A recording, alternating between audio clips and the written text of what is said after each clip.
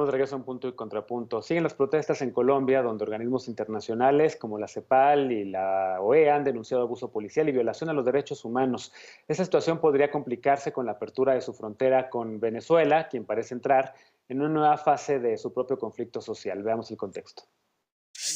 Para paliar los efectos económicos de la pandemia, el presidente de Colombia, Iván Duque, propuso hace algunos meses aumentar los impuestos a productos y servicios básicos, gasolina, internet, servicios funerarios, pensiones y salarios altos. La molestia generada por esta propuesta mantiene a la gente en la calle desde el pasado 28 de abril, cuando se decretó paro nacional. Esta semana, los intentos de negociación se frenaron luego de que el gobierno señaló que los bloqueos de vías de comunicación no se permitirán, mientras que los paristas señalaron que el gobierno no quiere negociar. Según las autoridades, entre quienes protestan hay grupos vinculados a la guerrilla del ELN y de las FARC. A inicios de mayo, poco antes de dejar el cargo como presidente de Ecuador, Lenín Moreno dijo que el mandatario de Venezuela, Nicolás Maduro, financiaba las protestas en Colombia. Venezuela rechazó las acusaciones y esta semana acusó al gobierno de Duque de usar tretas políticas para distraer la atención sobre las violaciones a los derechos humanos cometidas durante las protestas. Esto luego de que Colombia, de manera unilateral, decidió reabrir su frontera con Venezuela, que, de acuerdo con Human Rights Watch,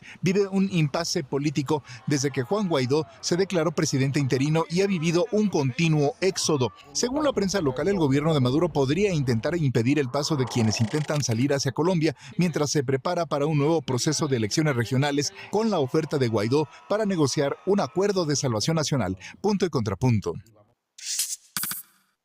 Tercer y último tema a discutir esta noche. Empiezo contigo, Pablo. Evidentemente es poco el tiempo que tenemos para hablar de dos países, pero sí hay como vasos comunicantes, digamos, entre todas las crisis que estamos viendo ahorita en la región y tiene que ver digamos, con el tema de la crisis económica profundizada por la pandemia de la COVID-19, las respuestas diferenciadas de los gobiernos y demás. ¿Cómo ves? Y te doy a escoger el caso colombiano o el caso venezolano, o si quieres, digamos, mezclar los dos adelante, porque otra vez, ni modo, la televisión es brevedad. Entonces, por favor, Pablo. Es brevesísimo y voy a tratar de entrarle. O sea, yo creo que el caso de la venezuelización de la política en América Latina lo hemos visto en todos lados, ¿no? O sea, Venezuela es el causante de todos los males y todas las crisis políticas de los demás países, ¿no? Lo que pasó en Chile y Chilezuela, ¿no? El gran fantasma, y obviamente Piñera dijo que las protestas sociales chilenas estaban influenciadas por Venezuela.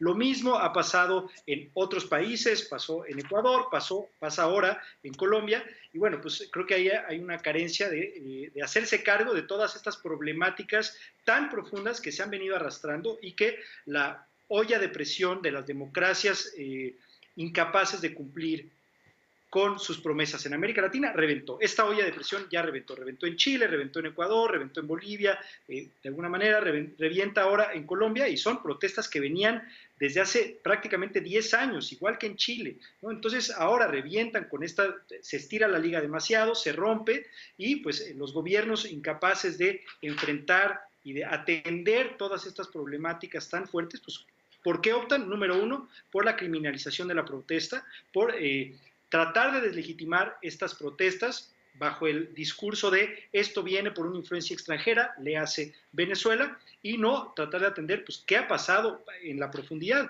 en este olvido de los pueblos marginalizados, afroamericanos, indígenas, de poblaciones de clase media que se han ido pauperizando cada vez más, y ni qué decir de las poblaciones de clase más baja, que están luchando día a día por sobrevivir. Bien, Ana, ¿coincides con esta lectura? Porque, a ver, en efecto hay como algunos males en común. Está también, por supuesto, esta narrativa de que Venezuela es la culpable de todo, la influencia venezolana y demás, pero también hay maneras distintas en cómo se están arreglando o están tratando de encontrar solución a estos conflictos, ¿no? En Chile hay un proceso de una asamblea constituyente, en Venezuela en Colombia todavía no sabemos hacia dónde va a ir, digamos, la resolución de estas protestas en la calle. En Venezuela, pues está la eterna pregunta, ¿no? De cómo se va a resolver el conflicto social allá, que no sea bajo el autoritarismo, que no sea desapareciendo la Asamblea Nacional y demás. ¿Qué ves en toda esta? ¿Hay una crisis de la democracia en la región? Sí, yo creo que sí, absolutamente. Y recordemos un poco todas las manifestaciones sociales antes del confinamiento. Si ustedes recuerdan, todavía quizá un mes antes del confinamiento, América Latina veía a la gente en la calle, ¿no? Y de repente fue el silencio cuando todos nos tuvimos que encerrar. Entonces sí creo que lo que estamos viendo es, como bien lo decía Pablo, algo que se viene construyendo o que se viene preparando de muchos años, pero que sin duda tuvo un golpe fuertísimo con la pandemia. La pandemia sí en toda América Latina, hay que ver los datos de la CEPAL y son aterradores. En toda América Latina fue un golpe muy fuerte, evidentemente en unos países más que otros, dependiendo pues de muchas variables como el tipo de exportaciones, el tipo de inserción en cadenas de valor, etcétera. Pero sí hubo un golpe económico muy, muy fuerte en servicios, en pequeñas y microempresas, medianas empresas, turismo, por ejemplo, ¿no? Que muchos países pues descansan también en el turismo. Entonces yo creo que lo que estamos viendo es todo ese descontento social que se venía construyendo, y no solo en términos de educación, como lo vimos, o de una reforma fiscal, también de mujeres, recordemos todo el movimiento de mujeres antes del confinamiento, y que es, por decirlo de alguna forma, rematado por el COVID, ¿no? Por la pandemia, que da un golpe económico muy, muy fuerte. En el caso de Colombia, yo veo que ahorita hay una especie de impas, porque el gobierno ha dicho que mientras estén estos bloqueos y no se levanten, no va a negociar, y los grupos que están en las calles dicen, nosotros no levantamos el bloqueo, ¿no? Sobre todo Cali y la zona más problemática. Entonces sí creo que ahí lo que estamos viendo es una fragilidad democrática, sin duda, un descontento social por muchas razones, pero que pueden ser similar en otros países de América Latina. Y vemos también un futuro muy incierto, porque tampoco sabemos hasta dónde vamos a tener el factor norteamericano o no. ¿Nos va a seguir ignorando como región Estados Unidos, o va a decidir que Colombia es importante y de alguna manera hay que apoyarlo, ¿no? Sobre todo con Venezuela como vecino. Entonces también pondría yo sobre la mesa el cuestionarnos un poco el actor norteamericano. Jimena, ¿cómo lo ves tú? Y también te pido, por favor, 1 minuto y medio máximo, porque tenemos poco tiempo de programa.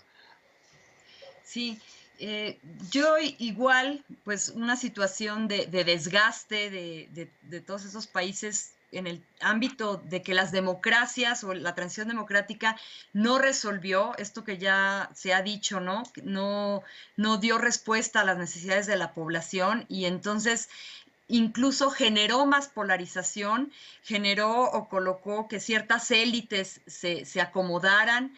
Y yo quisiera enfatizar en algunas cuestiones. Sigue habiendo mucha dependencia de las materias primas en general en la región, a pesar de que hay un Estado más participativo y demás, pero que está vinculado o relacionado con intereses de las transnacionales, que eso sigue molestando mucho a la población local, porque tiene que ver con todos estos nuevos movimientos sociales que surgieron a principios del siglo XXI en América Latina, que ya también han hecho referencia, ¿no? Los indígenas, los grupos ambientalistas, el feminismo, los jóvenes, que en el caso colombiano han jugado un papel importantísimo, ¿no?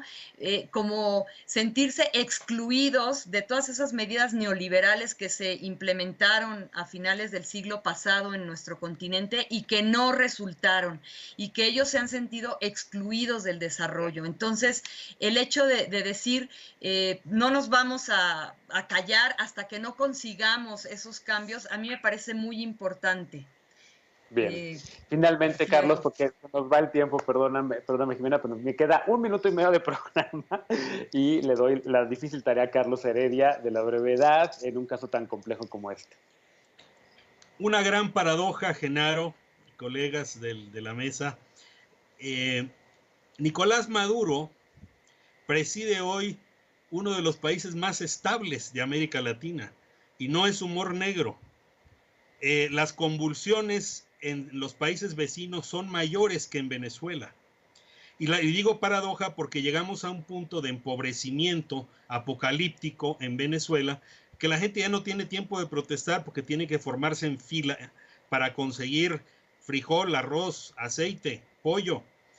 Segunda paradoja, el hecho de que las opciones que se presentan a sí mismos como centro izquierda venden el hecho de que ellos van a amarrar al tigre. es decir, que van a controlar la protesta social porque esta es protagonizada por los sectores a los que ellos sí atienden, a diferencia de las élites mayoritariamente blancas del altiplano. En Colombia se da la misma situación que en Perú, se da la misma situación que en otros países.